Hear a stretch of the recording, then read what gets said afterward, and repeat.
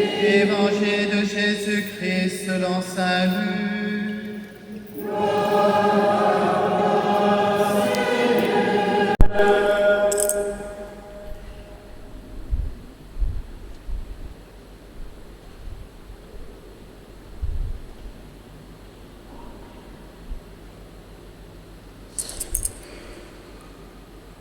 En ce temps-là, Jésus disait à ses disciples, « Un homme riche avait un gérant qui lui fut dénoncé comme dilapidant ses biens. Il le convoqua et lui dit, « Qu'est-ce que j'apprends à ton sujet? Rends-moi les comptes de ta gestion, car tu ne peux plus être mon gérant. » Le gérant se dit en lui-même, « Que vais-je faire puisque mon maître me retire la gestion? Travailler la terre, je n'ai pas la force. Mendier, j'aurai honte. Je sais ce que je vais faire pour qu'une fois renvoyé de ma gérance, des gens m'accueillent chez eux. » Il fit alors venir un par un ceux qui avaient des dettes envers son maître. Il demanda au premier, « Combien dois-tu à mon maître ?» Il répondit, « 100 barils d'huile. » Le gérant lui dit, « Voici ton reçu, vite, assis-toi et écris 50. » Puis il demanda à un autre, « Et toi, combien dois-tu » Il répondit, « 100 sacs de blé. » Le gérant lui dit, « Voici ton reçu, écrit 80. » Le maître fit l'éloge de ce gérant malhonnête, car il avait agi avec habileté. En effet, les fils de ce monde sont plus habiles entre eux que les fils de la lumière. Eh bien, moi, je vous le dis, faites-vous des amis avec l'argent malhonnête, afin que le jour où il ne sera plus là, ses amis vous accueillent dans les demeures éternelles. Celui qui est digne de confiance dans la moindre chose est digne de confiance aussi dans une grande. Celui qui est malhonnête dans la moindre chose est malhonnête aussi dans une grande. Si donc vous n'avez pas été digne de confiance pour l'argent malhonnête, qui vous confiera le bien véritable? Et si pour ce qui est à autrui, vous n'avez pas été digne de confiance, ce qui vous revient, qui vous le donnera? Aucun domestique ne peut servir 2 maîtres, ou bien il haïra l'un et aimera l'autre, ou bien il s'attachera à l'un et méprisera l'autre. Vous ne pouvez pas servir à la fois Dieu et l'argent. Acclamons la parole de Dieu.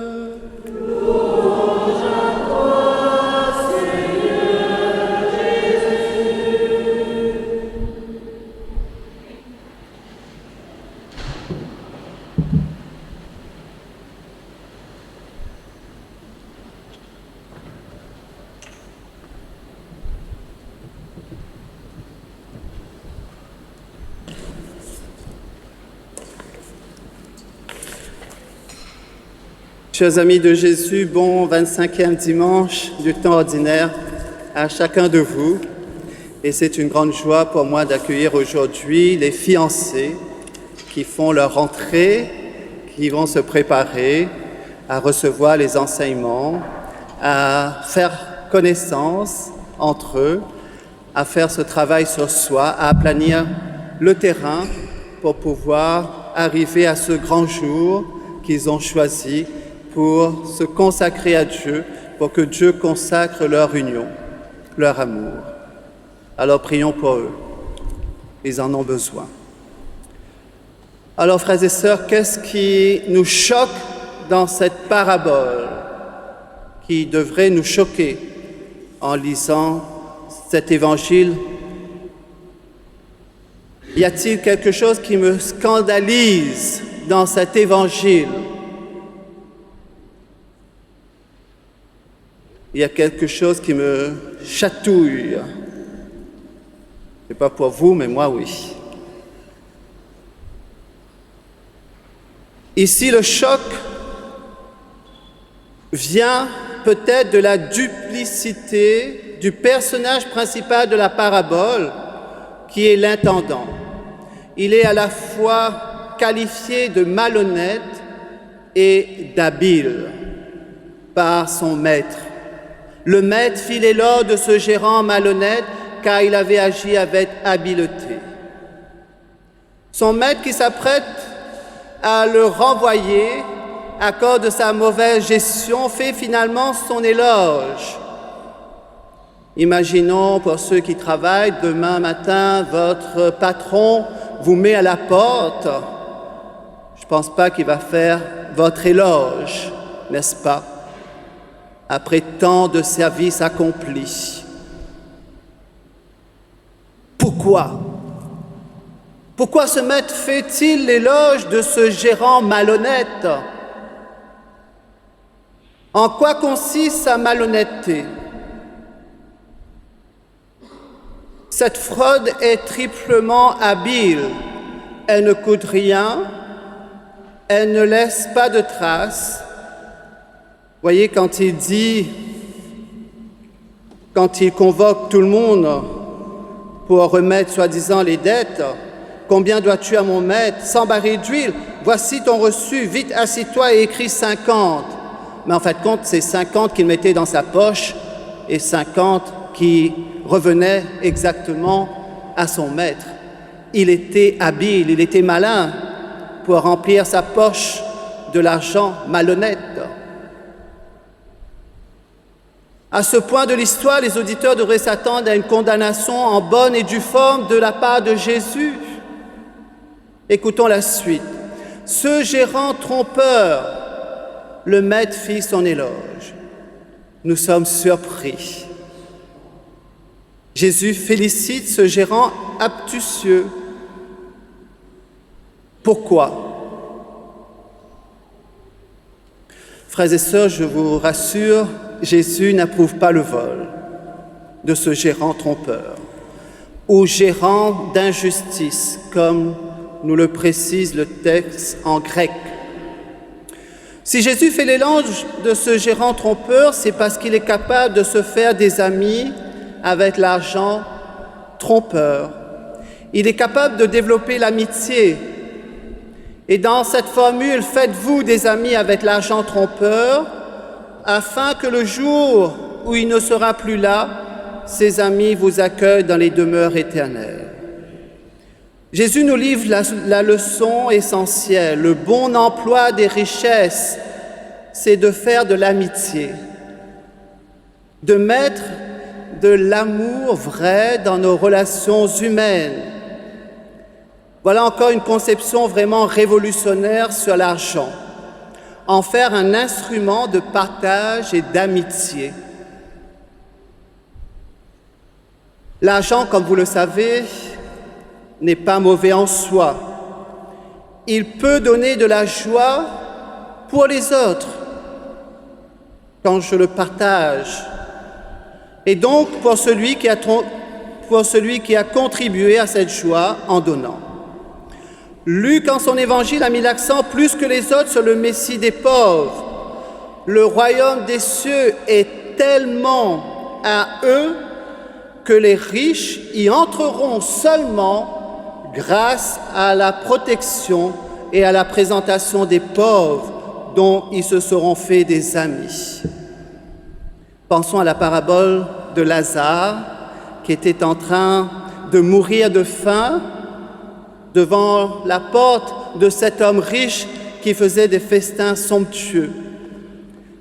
Ça sera dimanche prochain, cet évangile. Alors, chers amis, posons-nous la question, que fais-tu de ton argent?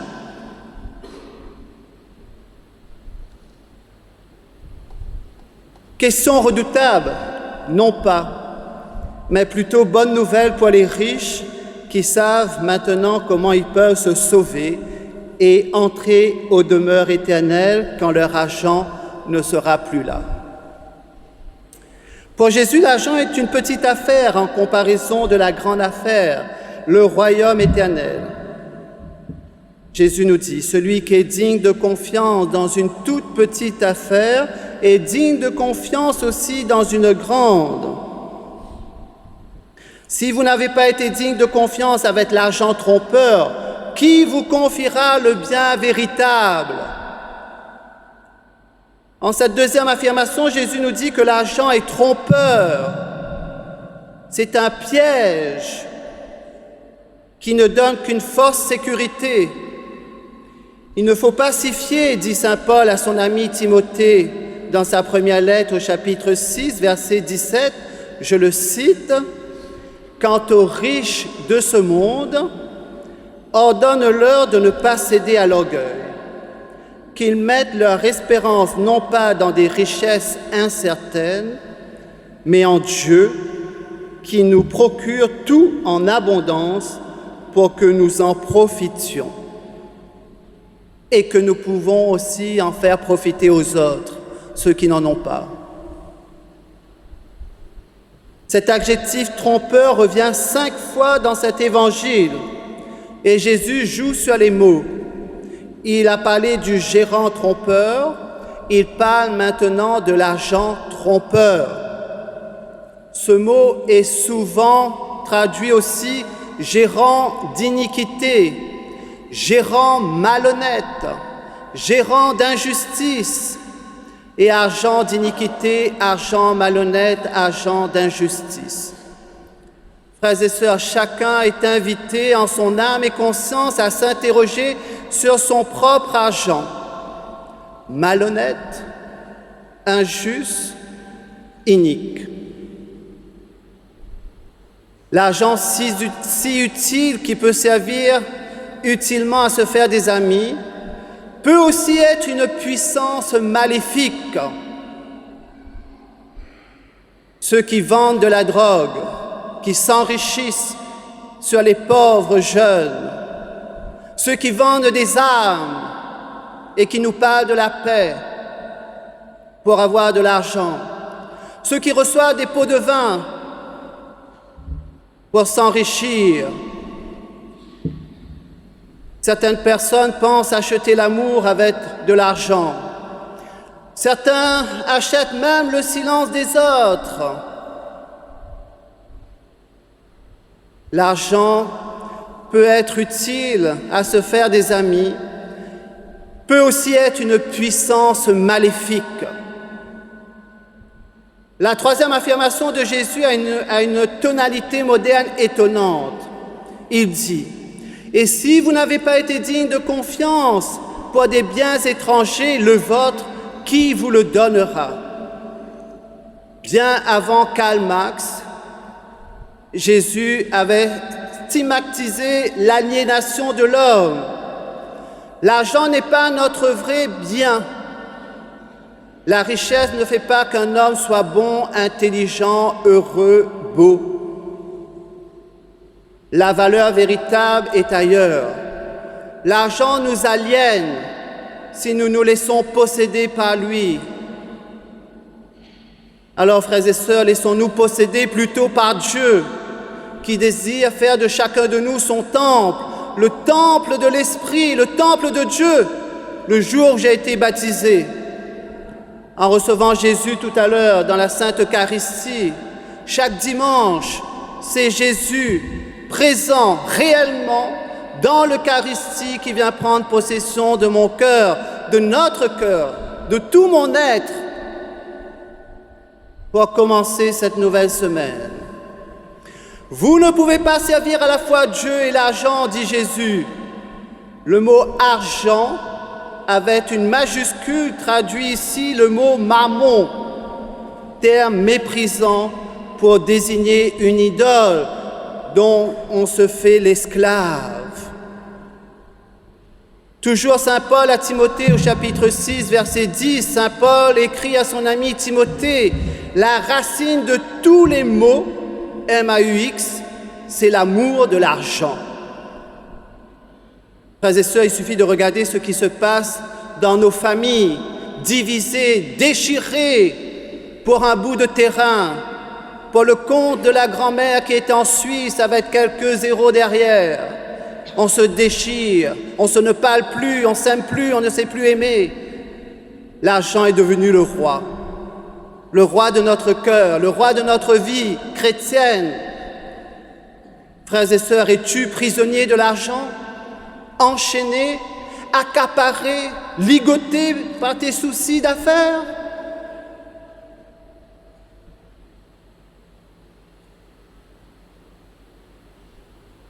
Ou es-tu dans un juste détachement de tes affaires? Pour Jésus, il n'y a aucun compromission possible. Ou bien Dieu, ou bien Mammon, l'argent.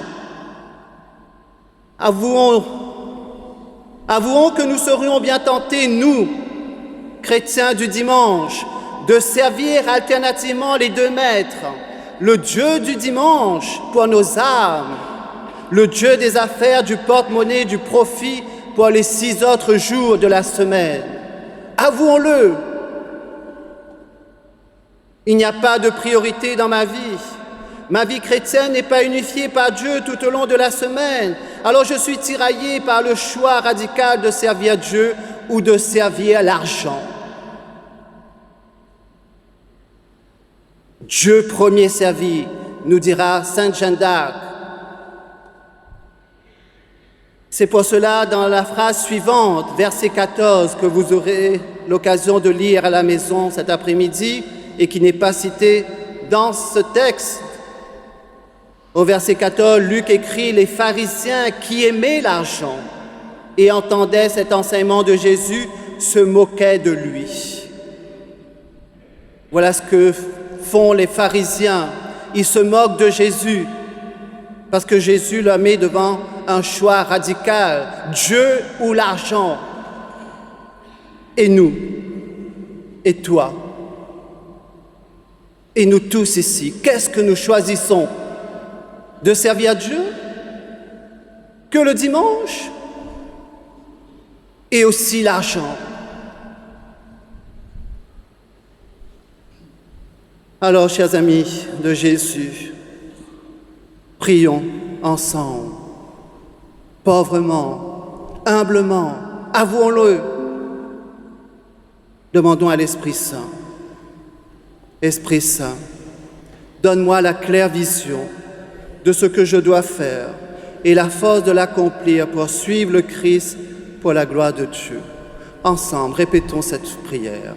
Esprit Saint, donne-moi la claire vision de ce que je dois faire et la force de l'accomplir pour suivre le Christ pour la gloire de Dieu.